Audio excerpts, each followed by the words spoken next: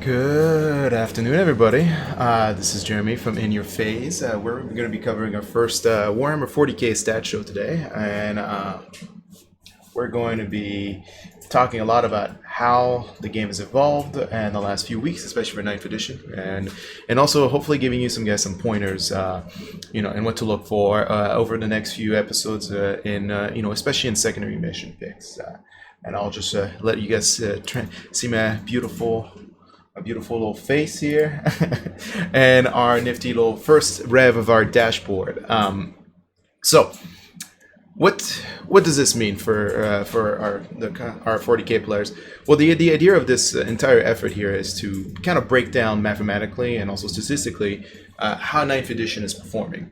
One of the beautiful things about now having a game system that's uniform across one effectively competitive mission design, such as secondaries and so forth, we'll be able to use some of our data from BCP and other formats to basically get really down in the nitty-gritty details of what armies are performing at what missions, as well as like what versus what's matchup, and also which secondaries to avoid and to take, especially since BCP added their scorecard mechanics for 40k, meaning that you'll be able to I guess anybody, but we'll be able to effectively kind of like look at it by breakdown, like, hey, what secondaries are performing for what army versus other army at different what specific missions. So we're looking forward a lot to going down in any detail.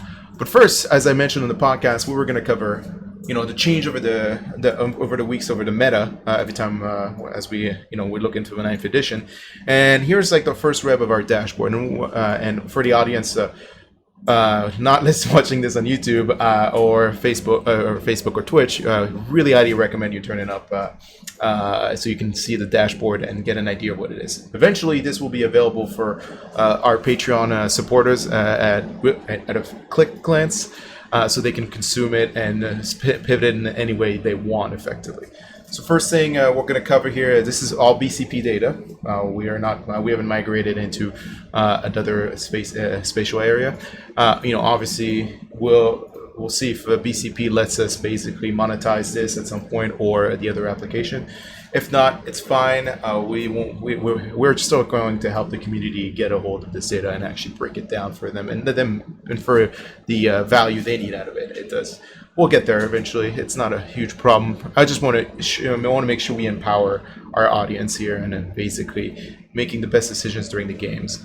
So one of the things you'll notice at the top is we're basically looking at the events from the previous. We're going to do this every 2 weeks, so it's going to be a 2 week gap every time, and we're going to compare the previous week, the previous snapshot versus the current snapshot of events, and what transition, what the changes over time, as well as we'll review every quarter. Effectively, I'm a finance data scientist, so we'll review these fiscal numbers every quarter in a way that enables us to look at like the meta holistically instead of just kind of like over week trends. But so from the first iteration, from our first snapshot to our current snapshot, we basically had 29 events growing to 74. COVID is finally reopening for a lot of places, allowing a lot of countries to reopen across the country. So we're getting way more events into the tool now for 9th edition. So as you can see, 614 games played versus 1,000, almost 600. So it's a big lump. It's almost three times the amount of games played from one period to the next. Some kind of like, I think personally interesting numbers I want to keep an eye out for is basically the percentage rate of like 100 points win. So effectively what that means is how many scores have been submitted as 100-point victories, effectively like totaling its max point situation over the course of the versus the number of games played. I want that number ideally to be incredibly low. I don't know what percentage number I want it to be. But I want it to be almost non-existent, and that's not saying like that's a feasible dream. But if everybody knows how to play the game better, the instances of 100-point wins should be very rare. Like it should not be common at all. And then the other additional metric that's important for us is making the gap between a win and a loss very small, almost down to zero. Zero. Ideally, a gap to, well, if I make it zero, it's a tie. But we want it to be like within like 10 to 15 points. That means every game is effectively a cliffhanger. When you're having like these, like what we're seeing right now from first snapshot of 30, almost 33%, 33 points of a gap versus 34, what you're seeing is about almost, when you think about it, a full secondary being missed, or two full secondary miss and some change, or it's almost filling your primary and your secondary. You have to think about it like in 15-point increments. 15 points increment is important because it means it's a full turn of primary scoring where you scored all the points, or it's a full secondary for the entire game. So when you think about it as 15-point increments, you can think of an average of difference of 30 being in that matchup, that opponent missed 2 secondaries worth of points. Ideally, you want almost less than 1 because then that means that everybody was playing to the most capable, the most capable they could be. The matchups were close, and the point gaps at the end of the day was, small. So we're going to be that's the most important metric. I want to see this number go down over time. I do not want it to go up. If it keeps going up, it means that the people are not adjusting to 9th edition as well as they could be, or it means that certain armies or people are gravitating to certain armies which are able to basically rock paper scissors matchups effectively, because as the gap increases, the wins are bigger. So I don't think I need to explain that more. I think most people kind of get it at this point. It's just like we want that number to be lower, unless of course you're playing. You're like, I want max amount of possible different. I want my 100-point win. And from a purposes of strength of schedule situation, you probably want to also minimize the amount of your opponent's ability to score high. But it really shouldn't matter in most of your thinking strategy during the tournament. You're only focusing on scoring like as many points as you can on the table. So now we're kind of looking at like, hey, what's the breakdown between ties and wins? It's effectively even like across 2 periods. Nothing's really changed here. It's about 50-50, which makes sense. You want one for every match play. There's one winner and one loser. And now the question was like, are ties growing? And not really. Like they've been kind of flat for those 2 periods. Now, what's been interesting is the in the way in which the average points are being generated for a win and a loss for the last 2 periods, which is it's effectively the wins have shrunk by 2 points, and they went from 75.4 to 73.6 effectively. And then the losses have also shrunk on average from 42, almost 43 to 40, which is the same amount of points. And that just means, from a purely statistics means, it just means the ties are gone tighter. It doesn't mean anything from really in a performance. Like if your wins are going down the same amount as your losses on average, it just means something else is effectively kind of eating your median. I should caveat, right now we're covering events which are like all the events, not just like the 5-round events, which will be in the second portion of the show. And then we have, we have the losses kind of like by round, and there's points on the average round by 1. So what that means is we're looking at what rounds do people are generating more points effectively. And what's interesting to me is when we get to round 4 and 5, the losses are becoming bigger points chunks, right? For work week, for the first snapshot, not work week, finance trigger kicking in. From the first snapshot, we went from a round 1 average point, loss to 41.3. By round 5, there was 58.4. So 2 things happen, right? Either people are playing slightly better over 5 periods, 5 rounds, they're getting funny in their groove, or the pairings are becoming tighter, which means that those games are effectively less, the difference just shrinks over time, right? Or it's just effectively people are kind of starting, and maybe it's the funk of 9th edition, and people are picking up the missions are better designed towards whatever the random mission they pick for those scenarios. So like I said, once we get to the deeper level in the next episode, we'll be able to get that breakdown in there as well. From a second snapshot, current the last recent like loss average, effectively it's the same kind of thing. We're seeing round one very bad losses. Like I said, you don't know who you're going to get paired up against. They're more likely that round one is usually going to be the lowest on the scale here because you might be paired up randomly by a very good player and you're not very so comfortable, or you might just be it's a complete matchup dependent system here at that point. As the tournament goes on or as the event goes on, they're using Swiss pairings and so forth. You'll effectively play against people who are doing as bad as well as you, and that's what we're seeing, right? If you were seeing this number basically stay fundamentally flat, it means the matching system, or it get worse, matching system ain't working out very well. But for this current period, since we had so many more games, it's flatter, right? And that makes sense. Like the more games, the averages becomes tighter over each frequency, which is the rounds. Last round, you still see an increase. Round 5, we're up to 43.5. So great. People are learning. The system is working as intended. Pairings are getting better and better over rounds. The wins were a little interesting because same situation, right? But it's supposed to be in reverse. As the winners play against better and better matchups, their wins on average should go down.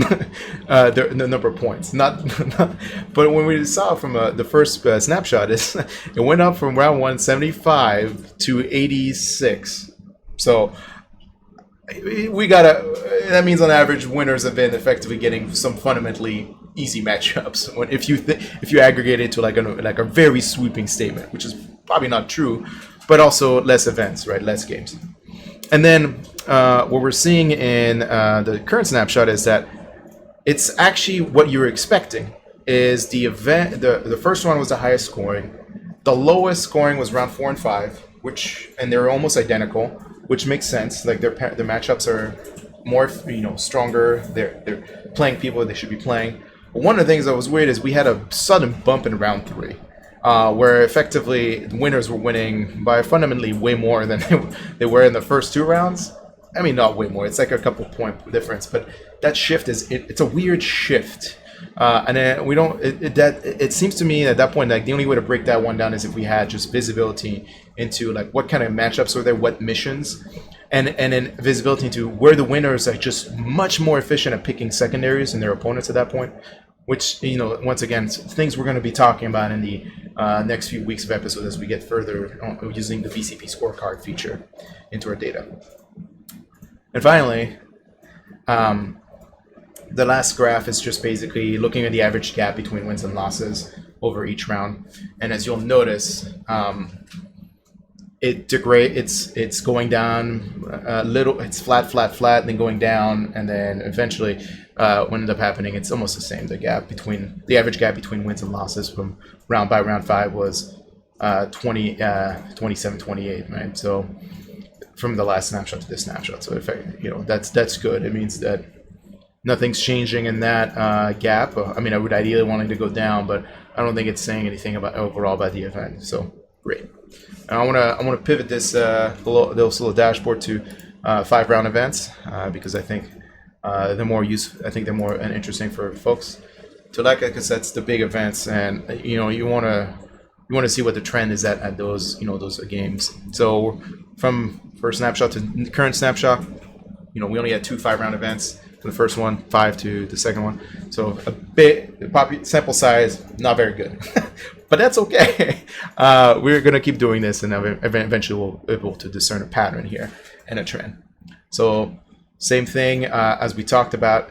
The average difference between wins and losses went down from all events to 5-round events, which makes sense. I feel that 5-round events attract a lot more people who are experienced players than like RTT one-day events. So I think that makes sense that they probably are already, I wouldn't say better players, but they've already played the game more, and thus, especially in Ninth Edition, they have a better grasp on how to pick secondaries for their missions. Obviously this is all qualificative information. I don't actually have a way to check this. I'm just trying to discern like what could possibly mean when I'm looking at a smaller sample set. Why is there such a big difference between the two?